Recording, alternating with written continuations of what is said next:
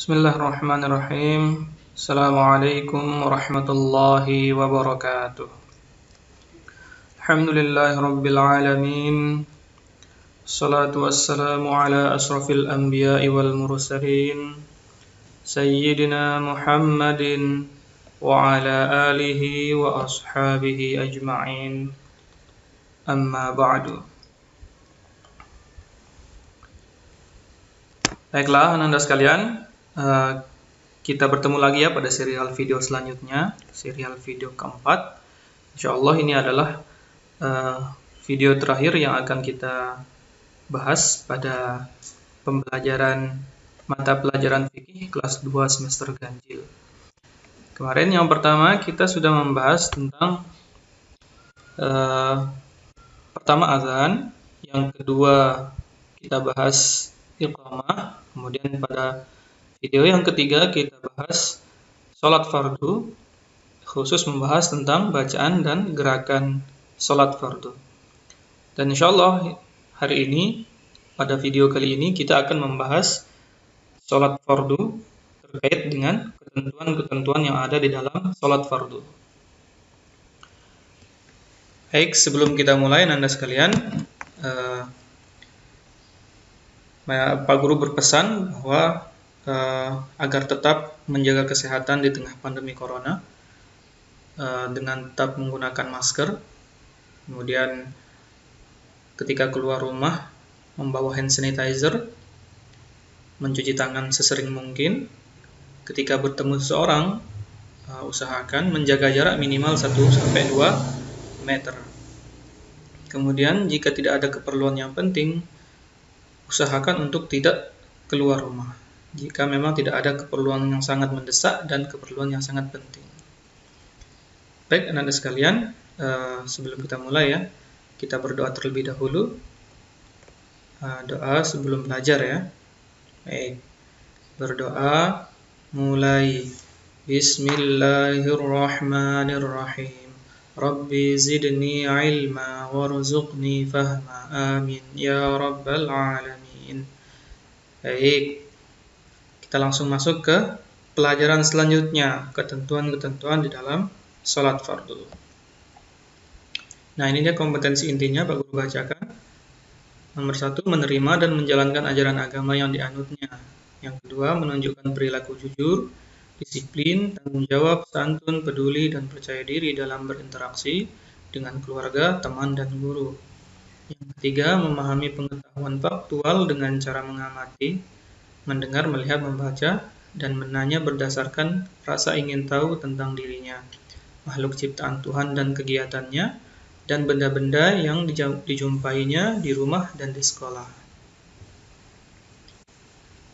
Kemudian yang keempat, menyajikan pengetahuan faktual dalam bahasa yang jelas dan logis, dalam karya yang estetis, dalam gerakan yang mencerminkan anak sehat, dan dalam tindakan yang mencerminkan perilaku anak beriman dan berakhlak mulia.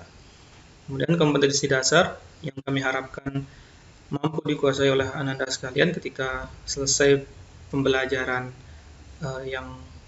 video pembelajaran yang saat ini, yang keempat ini adalah Anda sekalian menjalankan sholat fardu sebagai cara beribadah kepada Allah Subhanahu wa Ta'ala.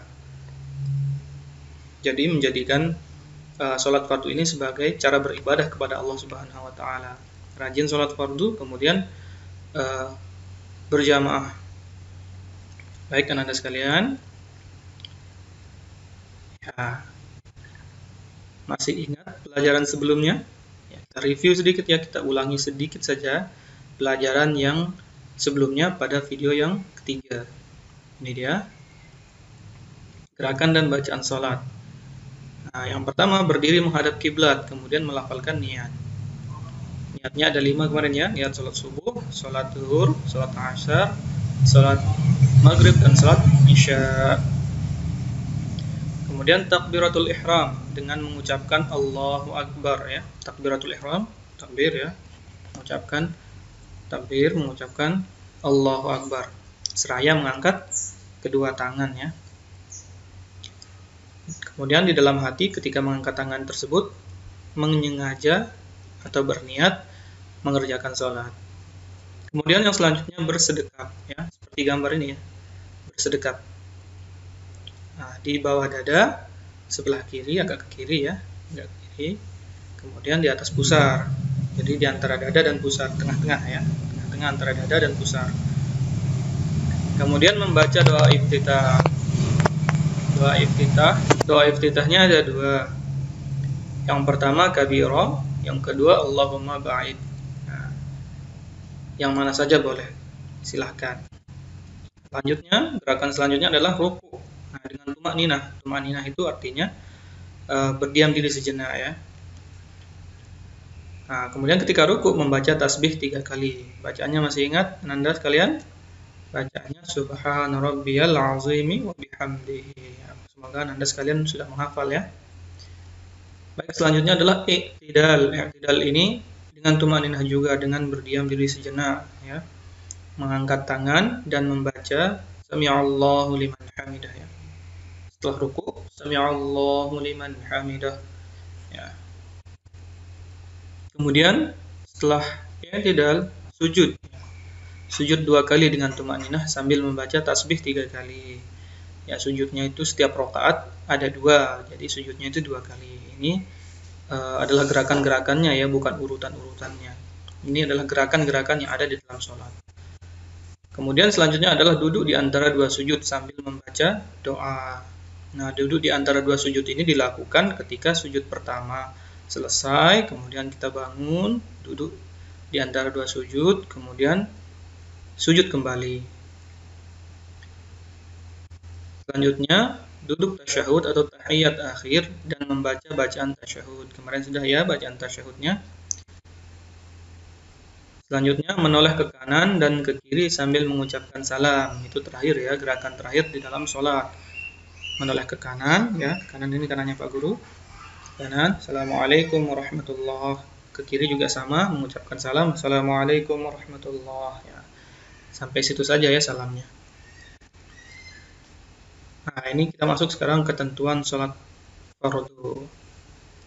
Nah, Anda sekalian, seperti yang kita ketahui bahwa amal ibadah yang paling utama itu adalah sholat. Ya. Sholat merupakan amal ibadah yang pertama kali akan dihisab atau akan dihitung pada hari kiamat nanti. Ya.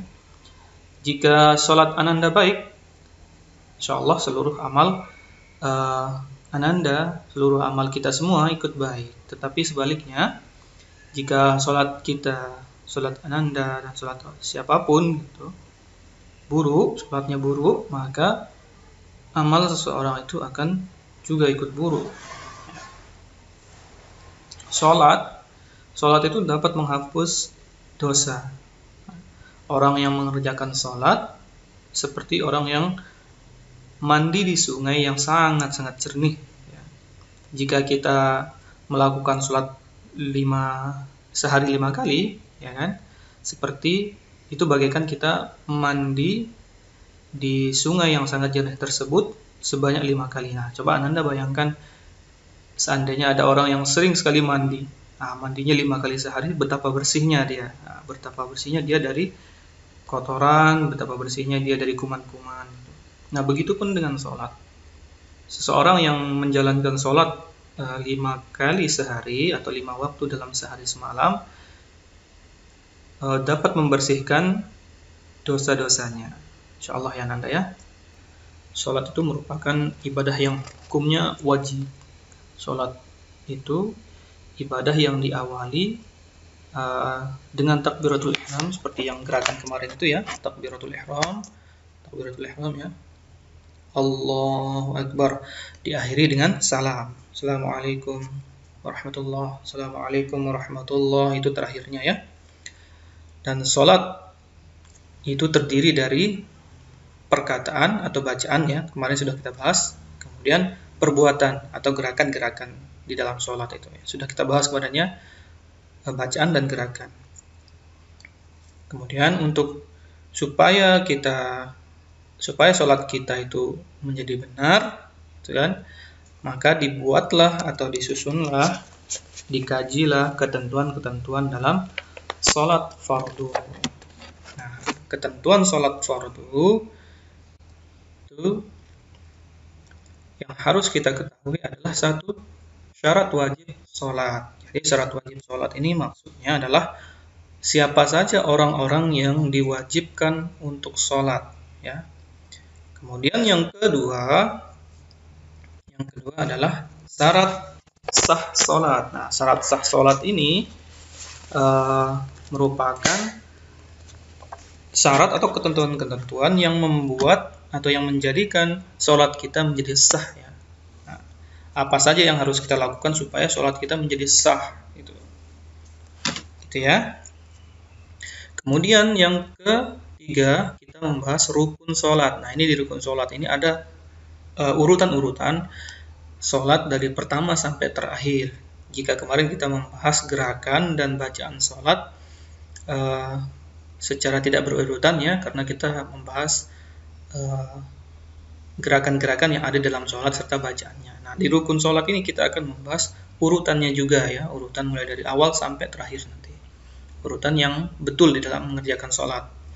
Kemudian yang keempat, kita membahas sunnah-sunnah di dalam sholat, ya.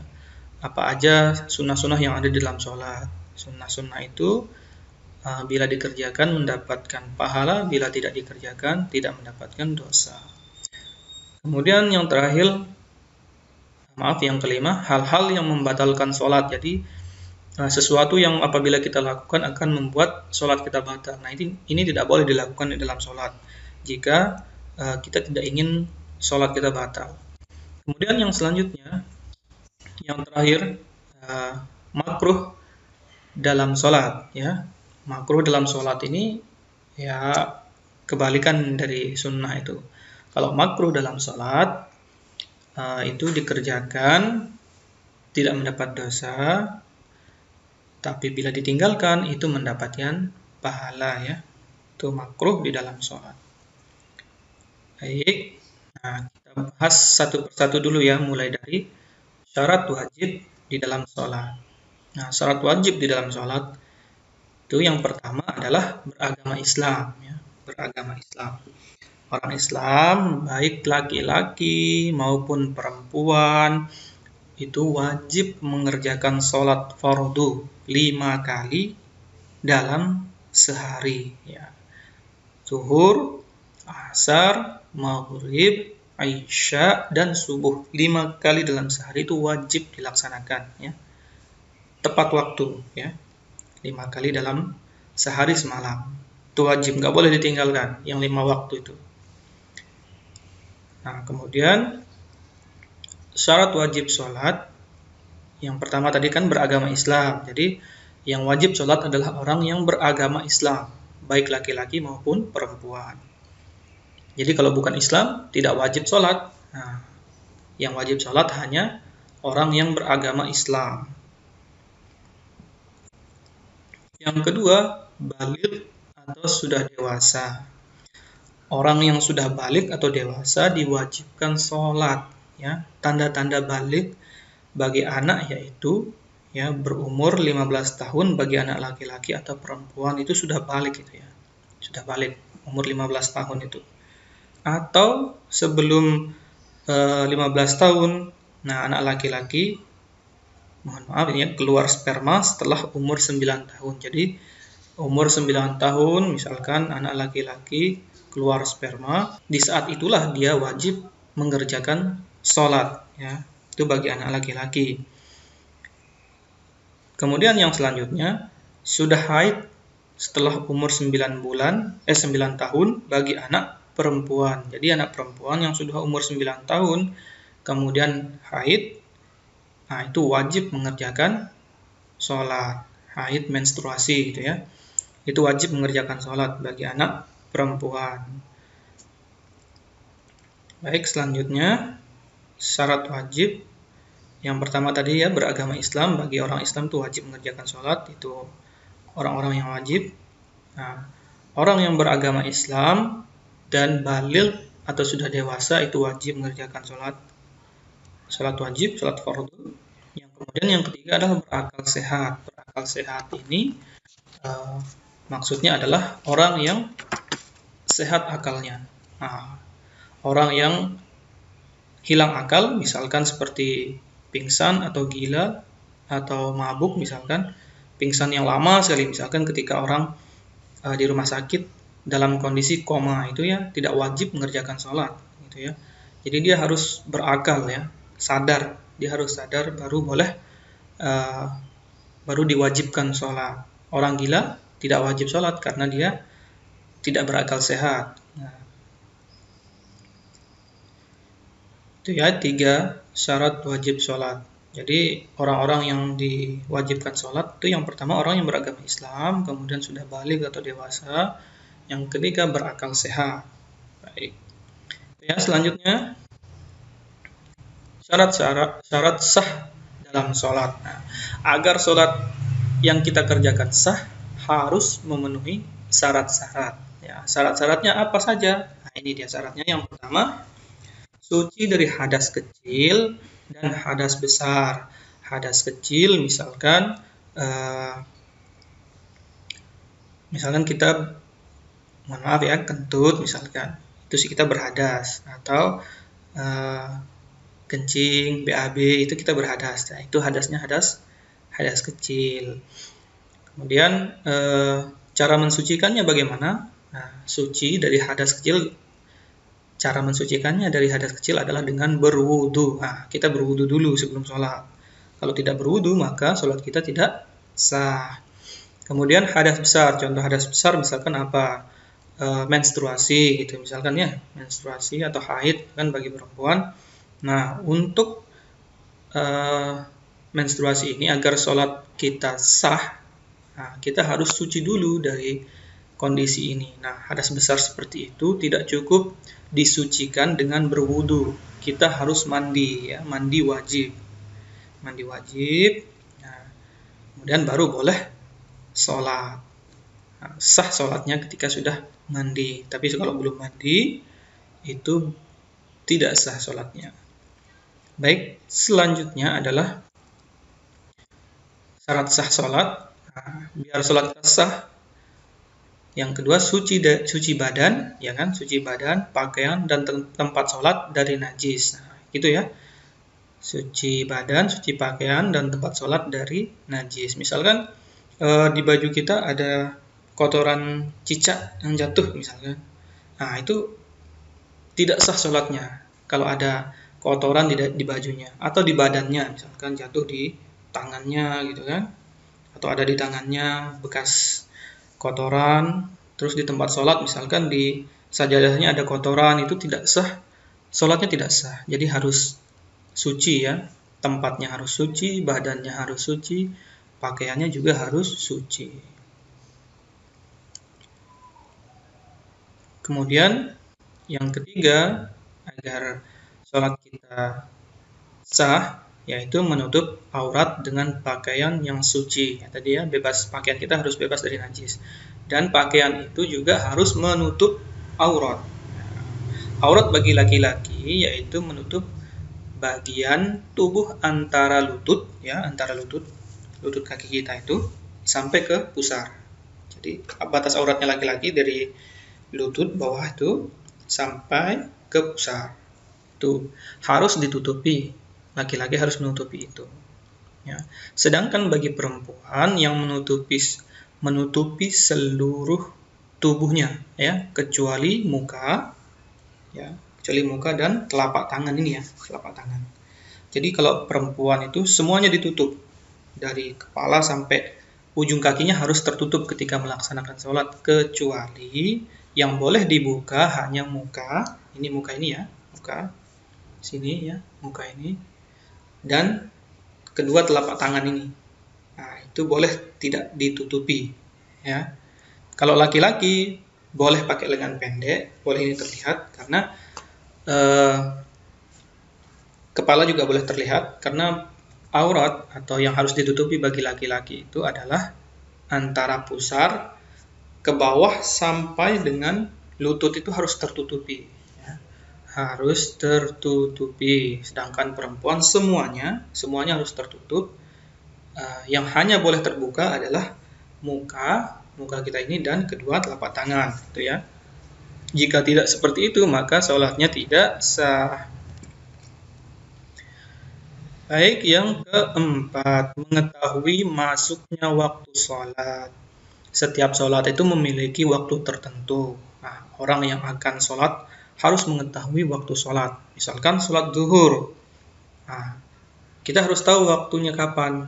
Jangan-jangan waktu sholat zuhur nanti kita kerjakan jam 10. Nah, itu tidak sah sholat zuhurnya ya. Karena sholat zuhur waktu zuhur belum ada, belum masuk waktu zuhurnya. Atau sholat asar kita kerjakan jam 1 pagi atau jam 1 siang.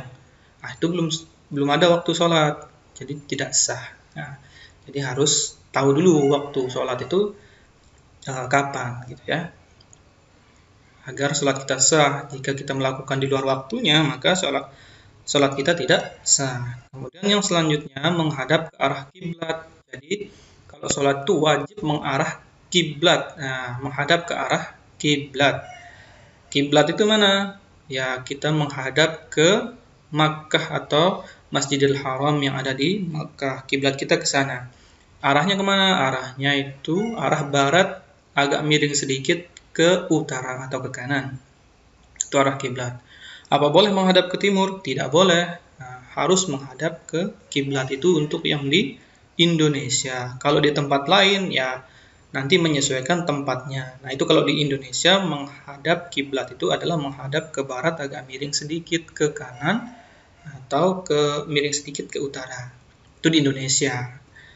Nah, kalau di tempat lain ya harus menghadap kiblat sesuai dengan arah kiblatnya. Kalau kiblatnya di timur ya menghadap ke timur, kalau kiblatnya di utara ya menghadap ke utara gitu ya. Sedangkan kita di Indonesia arah kiblatnya adalah barat agak miring sedikit ke utara atau miring sedikit ke kanan.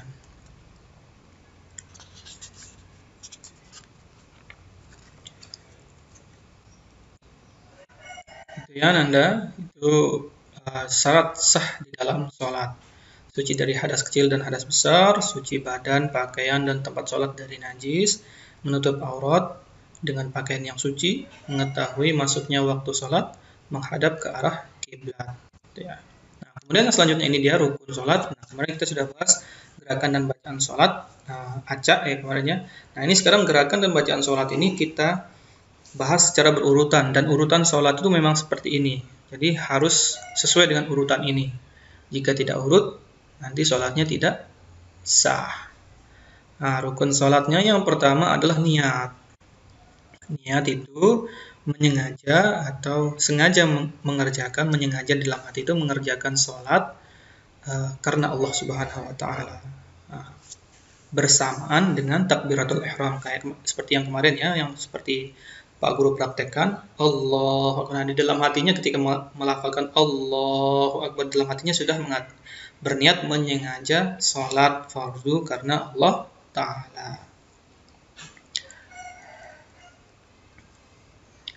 Nah, untuk kelancaran niatnya yang ada di dalam hati itu, boleh dilafalkan niatnya seperti misalkan sholat subuh, sholli fardhu subhi raka'ataini mustaqbilal qiblati ada'a lillahi ta'ala, atau ketika jadi makmum ada'a makmuman lillahi ta'ala, agar lebih khusyuk, agar lebih ingat nanti ketika takbiratul ihram, ketika berniat nanti. Oke, agar lebih khusyuk. Itu yang pertama ya, rukun sholat itu adalah niat. Yang kedua, rukun sholat yang harus dikerjakan adalah berdiri bagi yang mampu ya. Berdiri bagi yang mampu. Kalau yang tidak mampu, boleh duduk. Kalau yang tidak bisa duduk, boleh berbaring. Kalau berbaring pun susah sholat, boleh pakai isyarat dengan mata. Ini ya, kedip. Nah, misalkan ruku, ya setengah tertutup. Nah, sujud, tutup semua, gitu ya. Terus bangun, buka lagi. Gitu. Itu boleh dengan isyarat. Nah, ini bagi yang mampu berdiri, ya berdiri. Itu rukun sholat ya. Kemudian yang ketiga rukun sholatnya takbiratul ihram, yaitu mengucapkan Allahu Akbar sambil mengangkat tangan ya, mengangkat tangan Allahu Akbar gitu ya. Ini yang pertama tadi niat ya kan, niat, kemudian kita berdiri, posisi berdiri, kemudian takbiratul ihram Allahu Akbar gitu ya. Nah, setelah takbiratul ihram kita membaca surah Al-Fatihah, membaca membaca surah Al-Fatihah. Nah, doa iftitah bagaimana? Doa iftitah itu sunnah. Boleh dibaca, boleh tidak dibaca. Tapi setelah takbiratul ihram, Allahu Akbar, yang wajib kita baca adalah surah Al-Fatihah. Boleh membaca langsung surah Al-Fatihah. Allahu Akbar, Bismillahirrahmanirrahim, Alhamdulillahirabbil alamin, Ar-Rahmanir-Rahim. Nah, boleh ya. Boleh langsung membaca Al-Fatihah. Tapi kalau membaca doa iftitah terlebih dahulu juga bagus ya. Misalkan Allahu Akbar kabira walhamdulillahi katsira. Nah, setelah selesai baru kita baca Al-Fatihah. Bismillahirrahmanirrahim, Alhamdulillahirabbil alamin. Nah, itu lebih bagus. Nah, tapi yang wajib adalah surah Al-Fatihah langsung setelah takbiratul ihram langsung membaca surah Al-Fatihah, itu yang wajib. Kemudian yang selanjutnya adalah ruku. Nah, setelah membaca surat Al-Fatihah, selesai baca Al-Fatihah, kita ruku. Ruku seperti yang kemarin ya, ruku menunduk sambil memegang lutut ya. Ruku dengan tumakninah ya, berdiam diri sejenak. Jangan ruku langsung bangun ya. Ruku langsung bangun, enggak boleh. Itu harus ada diam dulu. Sambil membaca tasbih ya, subhana rabbiyal azimi wa bihamdihi. Itu ruku. Kemudian rukun salat yang ke-6 adalah i'tidal dengan atau bangun dari ruku. Yang i'tidal itu ya bangun dari ruku tadi, bangun kembali tegak ya, dengan tumakninah juga. Jangan sami Allahu liman hamidah, Allahu akbar, jangan. Harus ada jedanya, harus berdiri dulu ya. Baik, selanjutnya nah, ini dia yang ketujuh adalah sujud. Nah, 2 kali dengan tumakninah. Sujud 2 kali dengan tumakninah. Sujud dulu, sujud pertama berdiam diri, tumakninah itu berdiam diri. Sujud pertama bacaannya subhana rabbiyal a'la wa bihamdihi. Dan yang selanjutnya rukun salat yang ke-8. Nah, setelah kita sujud, kemudian kita bangun duduk di antara 2 sujud dengan tumakninah, ya kan? Dengan tumakninah.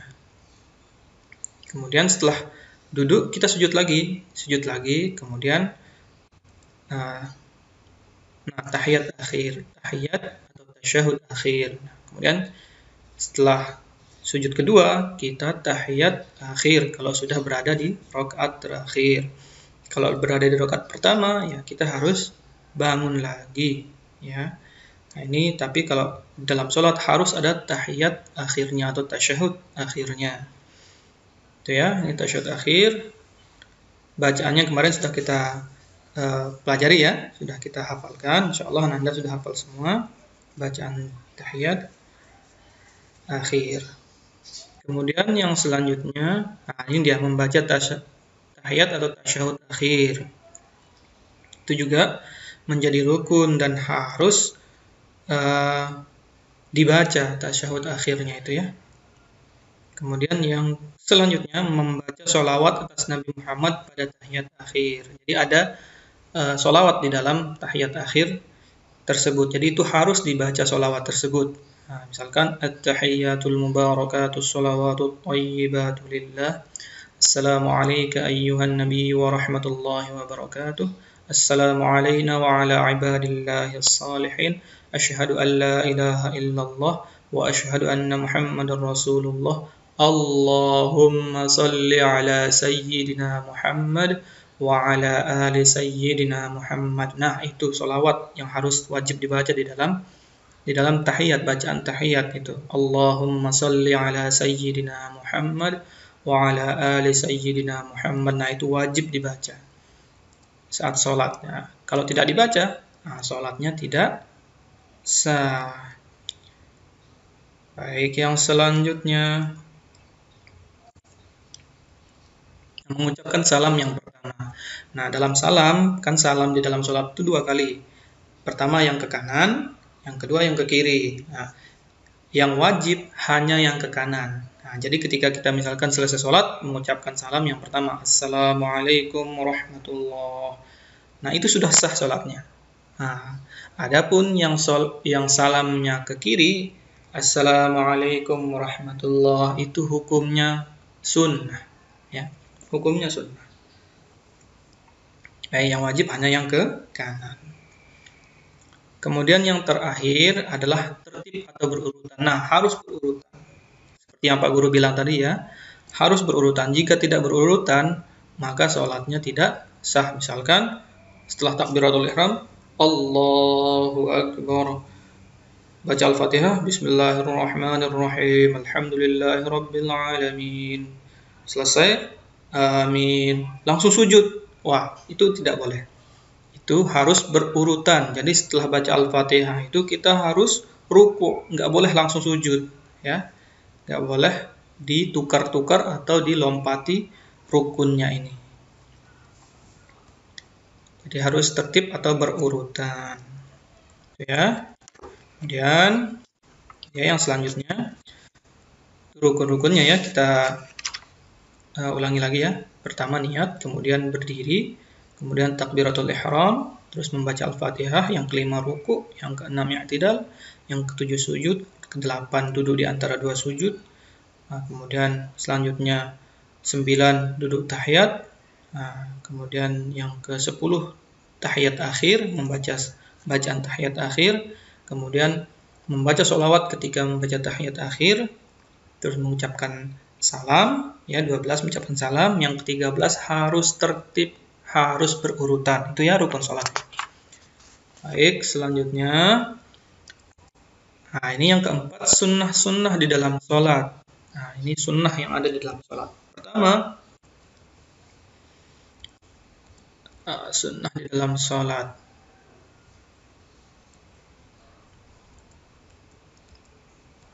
Nah, ini yang pertama ya, mengangkat tangan ketika takbiratul ihram. Jadi, mengangkat tangan seperti ini pada saat memulai sholat, Allahu Akbar, itu hukumnya sunnah. Boleh tidak diangkat? Boleh. Boleh tidak diangkat.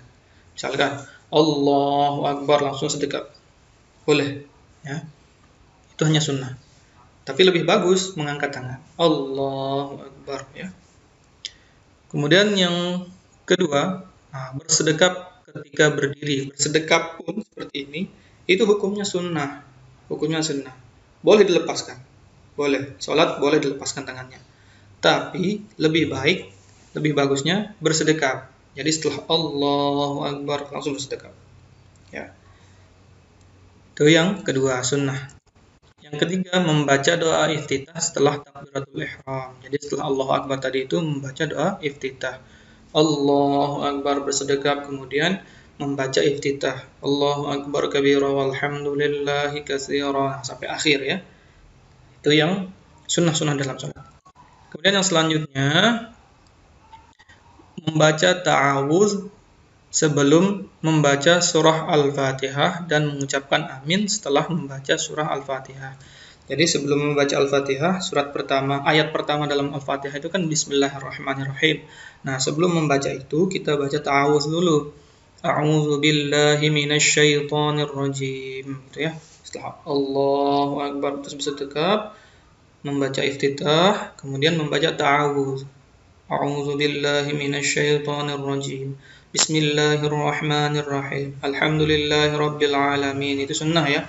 Kemudian setelah membaca Al-Fatihah ayat terakhir misalkan waladdallin amin. Nah, amin, mengucapkan amin itu adalah sunnah. Nah, boleh diucapkan, boleh juga tidak. Yang wajib itu membaca Al-Fatihah. Selanjutnya, ini dia, membaca surat atau ayat Al-Quran setelah membaca surah Al-Fatihah. Jadi selesai membaca surah Al-Fatihah, waladdallin amin. Nah, kita disunahkan untuk membaca surah atau ayat Al-Quran. Misalkan Al-Ikhlas, Qul huwallah ya. Allahu Akbar, misalkan waladdallin amin. Bismillahirrahmanirrahim. Qul huwallahu ahad, Allahus samad. Lam yalid wa lam yulad wa lam yakul lahu kufuwan ahad. Nah, itu ya, membaca surah setelah membaca surah Al-Fatihah gitu ya. Dan setelah itu baru kita ruku'. Selanjutnya yang ke-6. Ini yang ke-6. Yang keenam, mengangkat tangan ketika akan rukuk, i'tidal, dan berdiri setelah tahiyat awal. Nah, jadi misalkan ketika kita sholat, ya, setelah kita baca surat tadi ya, Qul huwallahu tadi, kita akan rukuk nih ya. Nah, sunnah kita mengangkat tangan. Allahu Akbar, kemudian kita rukuk. Kemudian ketika i'tidal, setelah rukuk, kita i'tidal, Sami'allahu liman hamidah. Nah, mengangkat tangan ini sunnah. Sunnah ya. Boleh tidak mengangkat tangan, tapi boleh juga mengangkat tangan. Dan lebih utama mengangkat tangan. Kemudian mengangkat tangan, kapan yang disunahkan lagi? Ketika berdiri dari tahiyat awal. Misalkan ketika kita sholat maghrib atau sholat asar, sholat zuhur atau sholat isya, kita tahiyat awal ya. Pada rakaat kedua, tahiyat awalnya.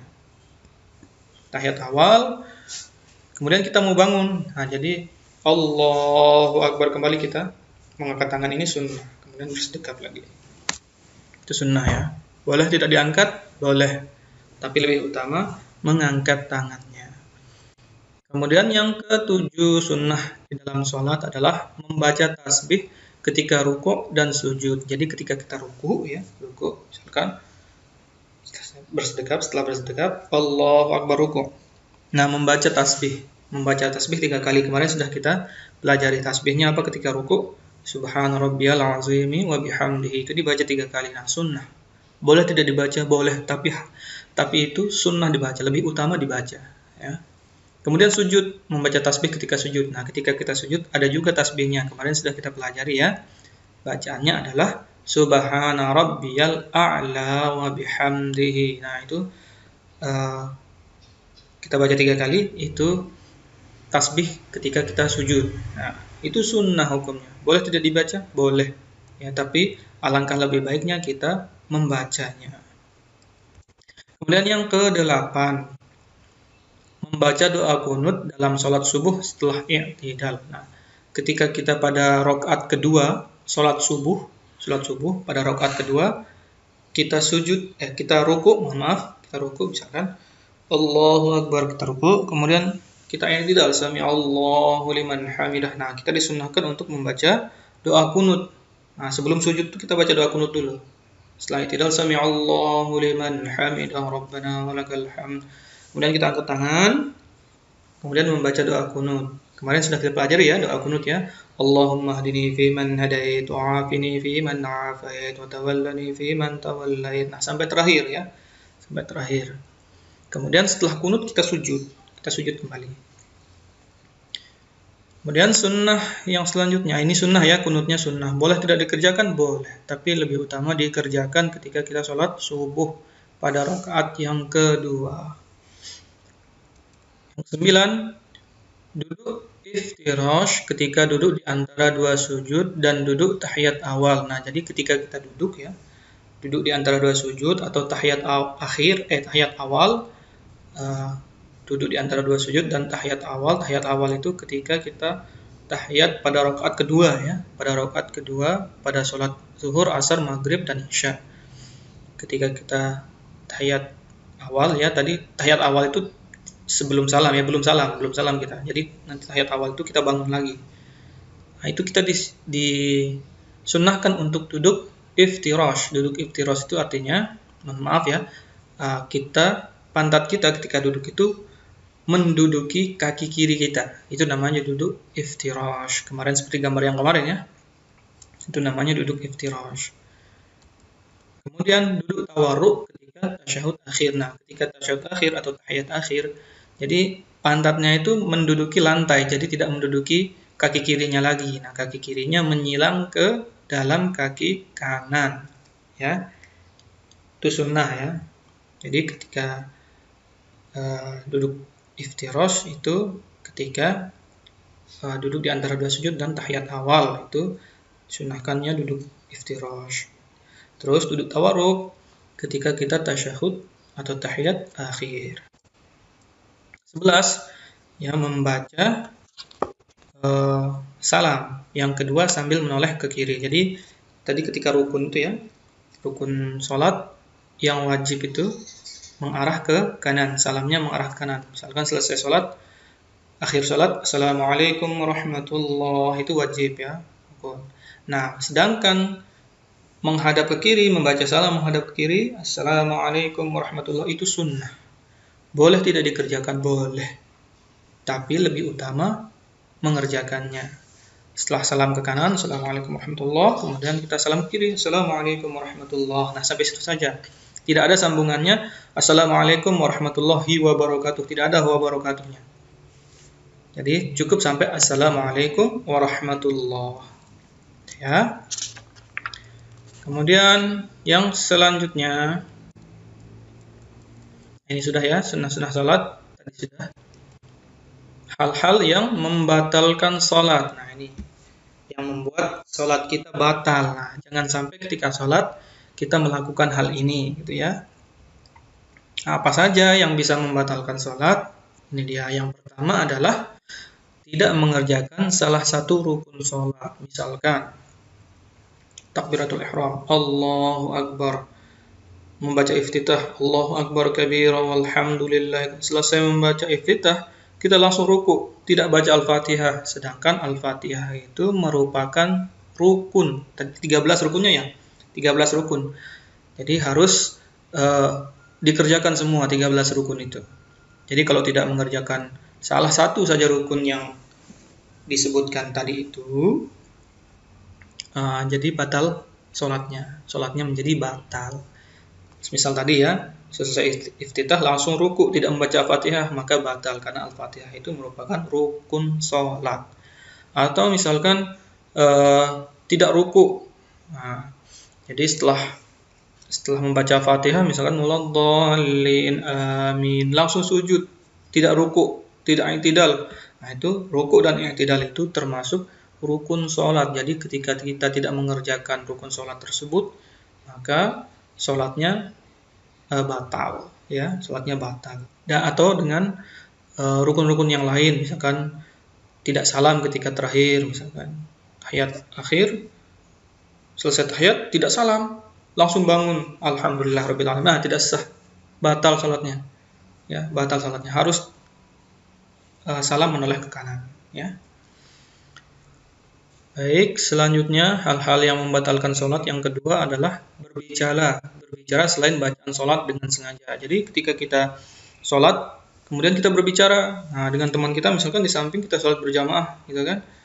Tiba-tiba setelah kita takbiratul ihram, baca Al-Fatihah, imamnya di depan lagi baca Al-Fatihah, kemudian kita berbicara dengan teman. Tadi main apa? Wah, itu batal sholatnya, ya, membatalkan sholat. Ya, tidak boleh berbicara ketika sholat, kecuali bacaan-bacaan yang kita diwajibkan untuk membaca atau yang ada di dalam sholat. Misalkan Fatihah, membaca surah dalam Al-Quran, ayat dalam Al-Quran, membaca iftitah, kemudian membaca tasbih ketika ruku, ketika sujud, kemudian bacaan i'tidal, bacaan tahiyat, itu tidak apa-apa. Nah, itu berbicara seperti itu tidak apa-apa. Atau mengucapkan itu tidak apa-apa. Nah, kalau berbicara dengan teman misalkan, atau berbicara dengan diri sendiri misalkan, wah nanti saya mau main apa ya, padahal selagi sholat, wah nanti saya mau ngapain ya, PR saya kemarin apa ya, kita berbicara, keluar suaranya, itu sholatnya batal. Nah, baik, selanjutnya ya, udah ngerti ya adik-adik Anda sekalian. Yang ketiga, banyak bergerak selain gerakan sholat dengan berturut-turut. Nah, selain gerakan sholat misalkan banyak bergerak, itu membatalkan sholat. Misalkan lagi gatal kepalanya, wah, geraknya terlalu banyak, itu sholatnya bisa batal, ya. Sholatnya bisa batal. Jadi kalau misalnya ada yang gatal, ya garuknya sedikit aja. Misalkan ini ditempel ke sini ya, tempel, terus yang gatal di sini ya, garuk aja sedikit di sini, gini ya. Nah, itu sudah. Kemudian kembali lagi, jangan terlalu banyak. Ini, misalnya seperti ini. Nah, itu membatalkan sholat. Baik, selanjutnya hadas kecil atau hadas besar, berhadas kecil atau berhadas besar. Misalkan ketika sholat, Ananda sekalian misalkan tiba-tiba kentut, nah itu sholatnya batal. Atau bagi perempuan misalkan berhadas besar, bagi perempuan ketika sholat, kemudian dia menstruasi atau haid, ya kan? Itu batal sholatnya. Atau tiba-tiba misalkan Ananda sekalian sedang sholat, kemudian batuk atau bersin, terus bersinnya itu keluar kencing gitu kan ya. Nah, keluar kencingnya itu yang membuat sholatnya batal, itu berhadas kecil. Tadi kan hadas kecil itu juga termasuk kencing atau pipis, kemudian BAB, ya kan, kentut, itu termasuk hadas-hadas kecil ya. Kemudian yang selanjutnya, yang kelima, terkena najis. Misalkan kita sholat nih di masjid, ya kan, tiba-tiba ada najis jatuh ke tangan kita. Nah, itu harus segera dibuang. Jadi kalau tidak dibuang itu nanti sholatnya batal. Itu kalau kering. Tapi kalau basah menempel gitu kan, kalau menempel tidak bisa dibuang, itu sholatnya batal. Jadi harus dibersihkan dulu, nanti sholat lagi gitu ya. Kemudian yang selanjutnya, hal-hal yang membatalkan sholat. Ya, 5 terkena najis. Nah, ini yang ke-6. Wah, ini selanjutnya. Oh, ini harusnya yang ke-6. Terbuka auratnya dengan sengaja, gitu ya. Terbuka auratnya dengan sengaja. Misalkan Ananda sekalian sholat menggunakan sarung atau mukena. Nah, mukenanya terbang terbawa angin, gitu kan, sehingga mukenanya atau sarungnya terangkat, gitu kan. Itu harus segera ditutup, cepat-cepat ditutup, gitu ya, cepat-cepat ditutup. Kalau tidak cepat-cepat nanti batal sholatnya.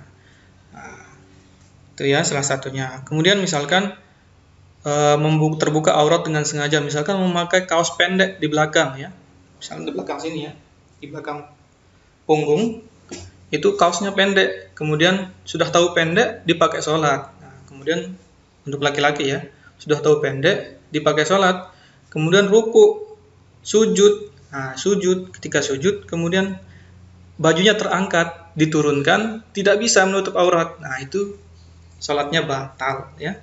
Nah, harus diganti pakai pakaian yang lebih panjang. Itu ya. Kemudian yang selanjutnya, makan atau minum meskipun sedikit. Nah, misalkan sholat kemudian kita makan, nah nggak boleh. Minum nggak boleh. Jadi itu membatalkan sholat. Kemudian yang ketiga, berniat keluar dari sholat atau membatalkan sholat. Nah, tiba-tiba ketika sholat itu kan, terus kemudian berniat dalam hati, saya mau keluar dari sholat. Sudah batal sholatnya ya, sudah batal sholatnya. Kemudian yang keempat, membelakangi kiblat atau tidak menghadap ke kiblat. Nah, seperti tadi misalkan di Indonesia kiblat kita menghadap ke barat, agak miring sedikit ke kanan atau ke utara. Nah, tiba-tiba ketika sholat Allahu Akbar. Nah, kita noleh nih, menghadap ke selatan misalkan. Sholatnya batal. Atau tiba-tiba langsung berbalik, menghadap ke timur gitu kan. Nah, sholatnya batal. Jadi harus tetap menghadap ke kiblat. Baik, itu ya. Kemudian yang ke-10, tertawa. Nah, tertawanya juga membuat sholat kita batal. Tertawa yang seperti apa? Tertawa yang berlebihan. Misalkan ada teman yang mengganggu kita nih, sedang sholat, melucu-lucu gitu kan. Kemudian kita tertawa sedikit saja, misalkan. Nah, karena kita tidak bisa menahan tawa, kita tersenyum misalkan. Nah, tidak masalah. Sholatnya belum batal. Tapi kalau sudah berlebihan tertawanya sampai tertawa tuh istilahnya itu ngakak gitu ya, itu batal sholatnya. Jadi itu ya yang membatalkan sholat. Jadi ketika sholat Ananda silahkan menghindari hal-hal tersebut agar sholatnya tidak batal. Baik, yang selanjutnya adalah ini yang makruh di dalam sholat. Jadi tidak sampai membatalkan sholat ketika kita mengerjakan ini ya. Hanya kita tidak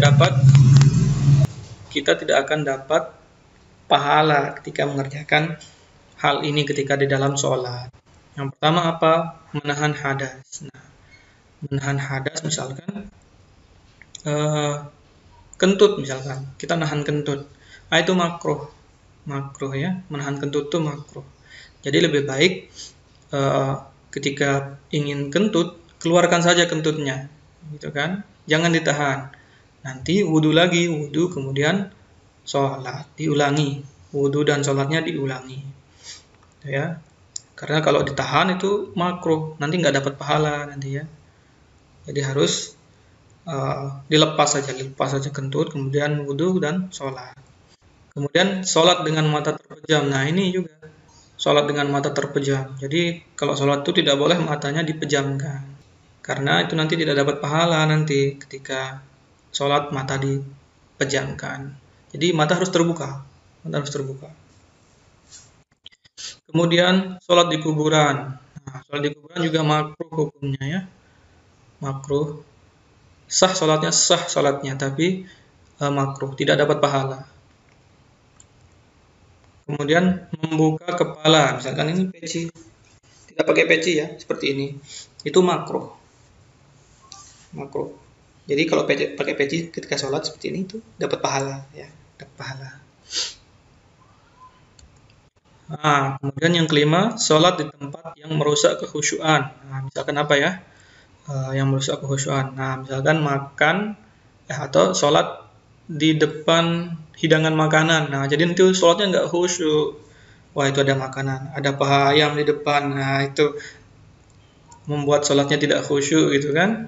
Nah, itu nanti merusak kekhusyuan dan membuat sholat kita makruh ya. Makruh sholat di tempat yang merusak kekhusyuan. Kalau kita sholatnya tidak khusyuk, itu gara-gara sholat di tempat yang bisa merusak kekhusyuan, itu makruh ya, makruh itu.